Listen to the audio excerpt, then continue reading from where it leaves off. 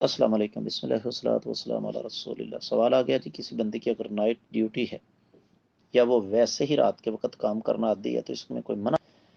میرے عزیز دیکھیے، ایک ہے ذمہ داری جو کہ آپ کے اپنے ہاتھ میں نہیں ہے، سرکاری ڈیوٹی ہے یا جو بھی ہے۔ ایک ہے کہ آپ بذات خود اپنا کام جان بوجھ کر رات کو کرتے ہیں، دن کے وقت سوتے ہیں۔ ان دونوں میں زمین آسمان کا فرق ہے۔ قرآن کہتا ہے وَجَعَلْنَا اللَّيْلَ لِبَاسًا، رات کو اللہ نے لباس بنایا ہے۔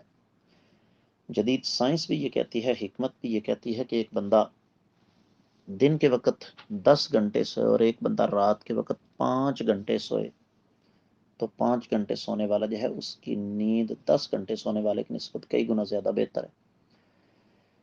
آج ہمارے ہاں تباہی کی ایک بڑی وجہ یہ بھی ہے، بے برکتی کی ایک بڑی وجہ یہ بھی ہے کہ ہماری راتیں جاگتی ہیں، ہمارے دن سوتے ہیں۔